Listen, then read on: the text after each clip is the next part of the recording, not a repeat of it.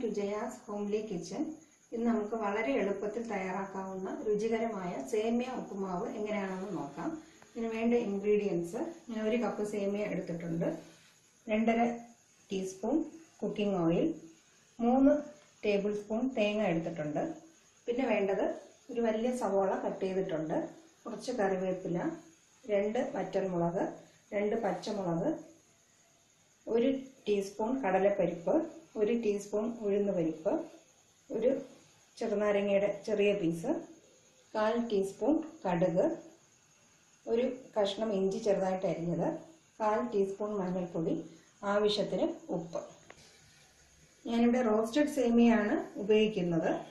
അല്ലാത്ത സാധാരണ സേമിയാണ് ഉപയോഗിക്കുന്നവർ വലിയ നീളത്തിലുള്ള സേമിയയും കിട്ടും.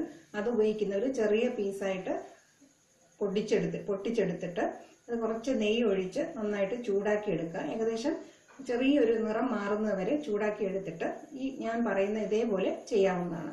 റോസ്റ്റഡ് സേമിയ സുലഭമായിട്ട് കിട്ടുന്നുണ്ട്, അത് വാങ്ങിച്ച് ഇത് ചെയ്യുന്നതാണ് കുറച്ചും കൂടെ എളുപ്പം. നമുക്ക് ആദ്യം സേമിയ വേവിച്ചെടുക്കാം. കുറച്ച് കൂടുതൽ വെള്ളം തിളപ്പിക്കാനായിട്ട് വയ്ക്കാം. അതിൻ്റെ കൂടെ ഒരു നുള്ളു ഉപ്പും ചേർത്ത് കൊടുക്കാം. വെള്ളം നല്ല വെട്ടി തിളയ്ക്കണം.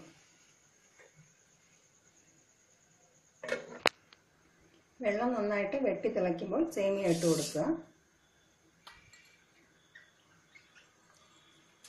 നന്നായിട്ട് വേവിച്ചെടുക്കണം, ഒരുപാട് കുഴഞ്ഞു പോകരുത്, നന്നായിട്ട് വെന്ത് കിട്ടുകയും വേണം. സേമിയ നന്നായിട്ട് വെന്തിട്ടുണ്ട്. നന്നായിട്ട് വെന്ത് കിട്ടാൻ ഏകദേശം 4-5 മിനിറ്റ് സമയമെടുക്കും. ഇനി നമുക്ക് ഈ വെള്ളം ഊറ്റിയെടുക്കാം. ഒരു അരിപ്പ് ഉപയോഗിച്ച് ഈ വെള്ളം ഊറ്റിയെടുക്കാം. പാൻ ചൂടാകുമ്പോൾ എണ്ണ ഒഴിച്ചു കൊടുക്കുക. കടുക് പൊട്ടിക്കാൻ,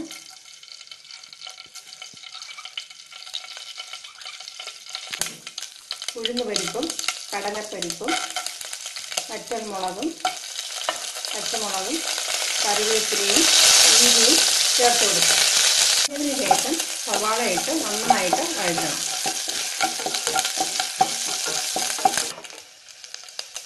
സവാള ചേർത്ത് നന്നായിട്ട് വഴറ്റാം. സവാള നന്നായിട്ട് മൊരിഞ്ഞതിന് ശേഷം ഊറ്റി വെച്ചിരിക്കുന്ന സേമിയയും കൂടെ ചേർത്ത് കൊടുക്കുക.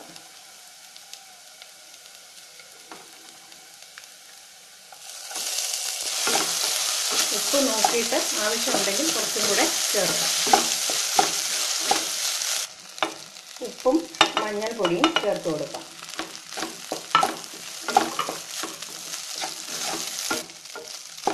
നന്നായിട്ട് 1-2 മിനിറ്റ് ഇളക്കി യോജിപ്പിക്കണം.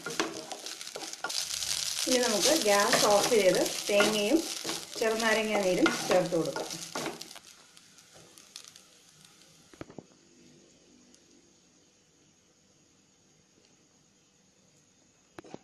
നന്നായിട്ട് ഇളക്കി യോജിപ്പിക്കുക.